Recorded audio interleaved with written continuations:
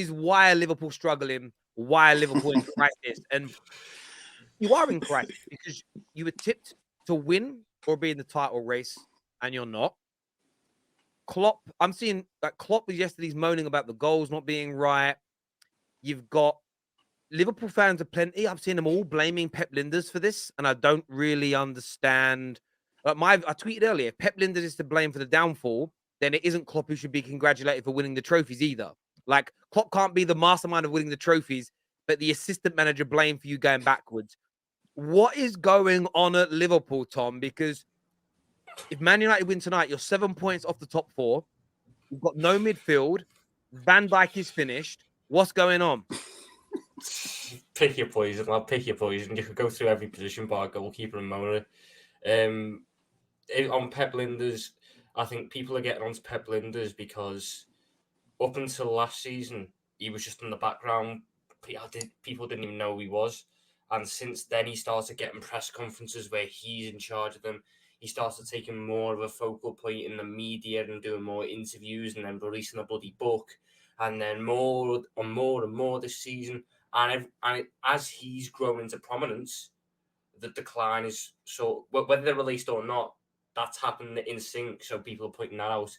But in the same breath, my manager doesn't make sense 90% of the time. I don't get what's changed in the space of 6 months to go from we're desperate for a midfielder in the summer to no, we don't need one. We're going to do things the right way. We don't have monopoly money. I don't know. The midfield is the big. We honestly have like a relegation midfield. That's how bad it is playing. That's how bad half our players are in that midfield.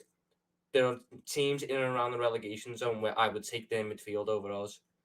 We cannot win a midfield battle to save our lives. So then your defence is getting put under more pressure and your attack doesn't get anywhere near as many chances. It's just a major issue. And I think this sale as well isn't helping. It's just a shambles. The club is a shambles from top to bottom this season. And it needs to be sorted out quicker than what you'd think. Because it's a real problem. And the fact that they're trying to sit there and tell us, oh, we've got no money.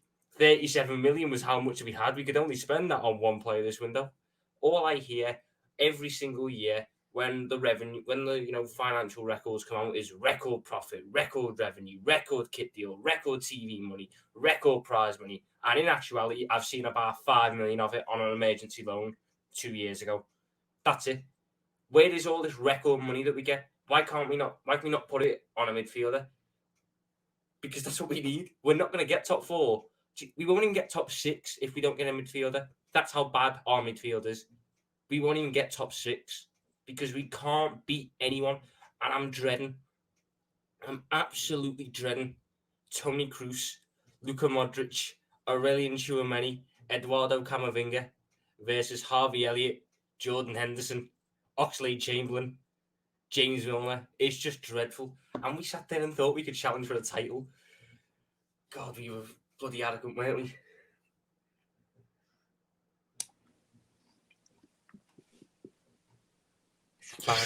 Yeah, it's long, isn't it? I'm just appreciating the silence from Tom there. Like, you can tell he's contemplating his whole life. I've been there, bro. I've been there. No midfield. Defense is lightweight. You guys feel exactly like Chelsea right now. Exactly like Chelsea. You know what? Yeah. FSG, FSG are FSG, innit? They've been being tight asses, you know what I mean? That's what they do. It's their remit. Liverpool fans should have been on their necks from time, but hey, you guys don't want to do that. That's up to you guys. But Klopp, he needs to stop being stubborn. Right now, he sounds like a deluded man who's losing his mind. Like, complaining about people asking for extra players. Bruv, look at what you're putting out there. Of course they're asking for stuff. Of course they want new players, because the players you're picking and the way you're trying to play with the players you're picking is not good enough. It's not good enough. And I believe Klopp is of such a high quality of a manager, like one of the best in the world.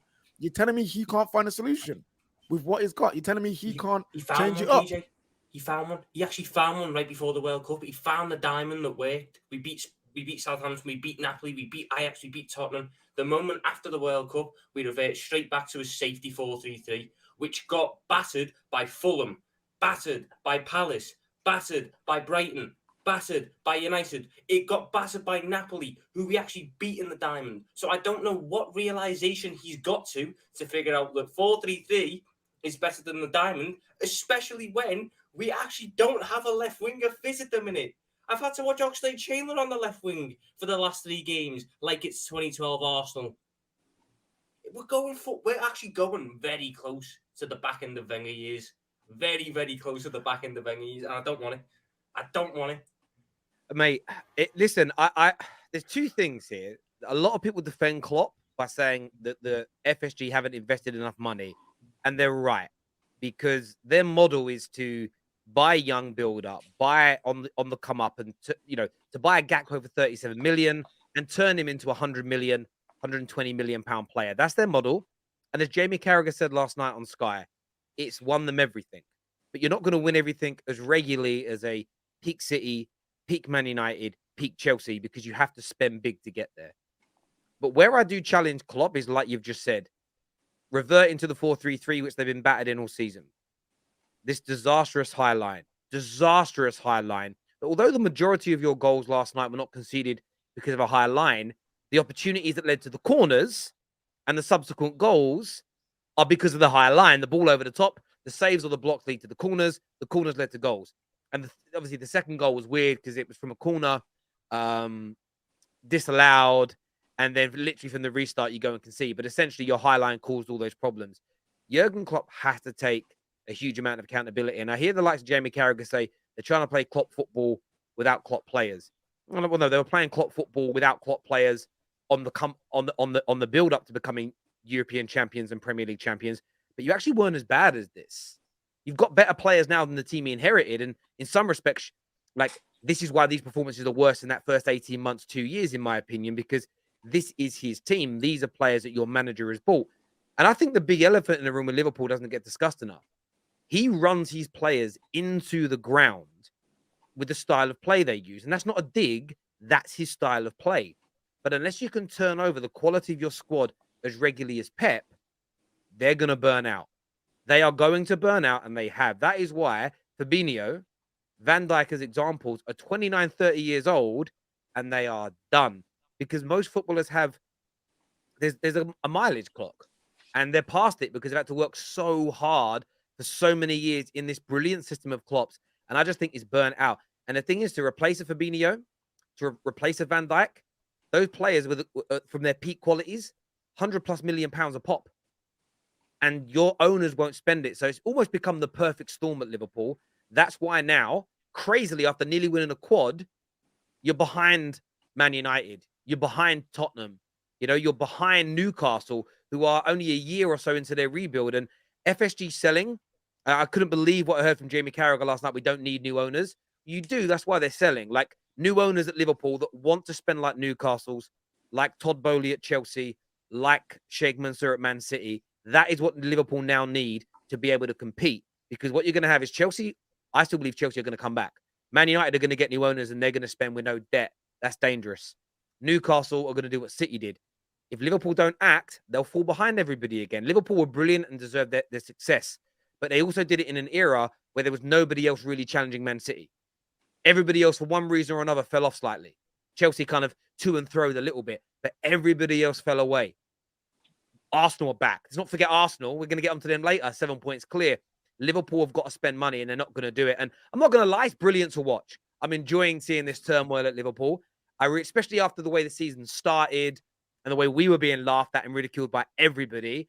And it's nice to see those tables turning.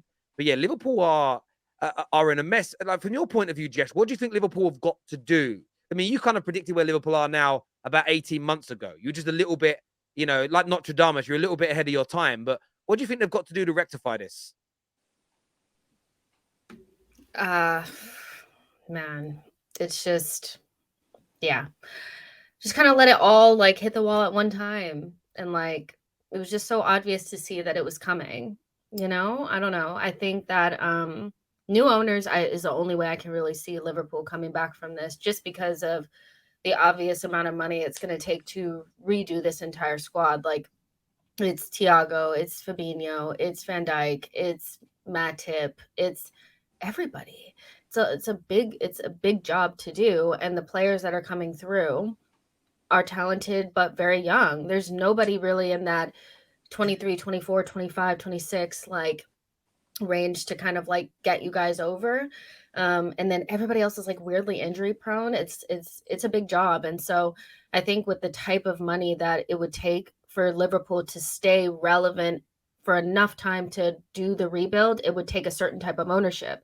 But if it were to be an FSG, I could really see like Liverpool going down and then it taking a long time to come back up, because you can't just spend a couple of dollars here, a couple of dollars here, not with the types of players that you guys need to replace. So new owners, start over, new legs, because them legs are they're done. They're gone. You ran them off. They're sticks. It's gone. It's like it's crazy. Legs now. I've got to watch Harvey Elliott, who, as much as I like him, it's like watching a 19-year-old Jorginho. The man's got no pace. You see him trying like burst. You know, he sizes up a player and then goes, flicks it past him, and you expect him, right, there's the yard of pace. He's got that yard. He doesn't actually go anywhere. It was the dummy from the kick from Allison for me. Yeah, like what are you doing in the middle of the park to get the ball away like that? That was suicide. Not even the worst part. That entire sequence, that entire minute of football may well be the worst I've seen. We actually let someone chest down a corner in our box because we're zonally marking. And we've got... It's the pictures of the corners when you had Trent Alexander-Arnold stood at the back post looking around him at 7 Brentford players. You know what, Tom, I got a question for you. We're talking about change, yeah? I have a little theory. I think everyone at Liverpool, including the fans, so the players, the coach, the board, and you fans are scared of change. You're scared of change, and I'm not saying to do it right now. I'm not saying you'll do it tomorrow, but look at the end of the season. I think you can start saying, "Yo, Klopp is the change that's needed." I mean, because he's not changed. It's not like he's changing the way he plays for these players to be like, "Oh, there's something new, something fresh." They'll be doing the same thing over and over again. And like people are saying, if you're not gonna churn player after player after player, transfer window after transfer window, something's got to give. And maybe it's easier to take one man out, as much as he has done amazing things. Take him out and put a new man in. Why isn't Liverpool fans not discussing that possibility of actually the change might have to be the Klopp, because he ain't changing. Right. Let me just interject. So you're saying sack Klopp or ask him to resign, like Klopp to step down? At the end of the season, if they do not make top 4, I think Liverpool should move on from Klopp and try something new owners or not, because the guy's been there 7 years. The decline has been there for the entire team, and this ownership is not going to be looking to be churning out new players every year for this man. Give him a break. We've seen what happens at Dortmund when he's gone for a little bit too long. Don't continue on the foolishness. I think literally just think about it. Think about it. People should be talking about him.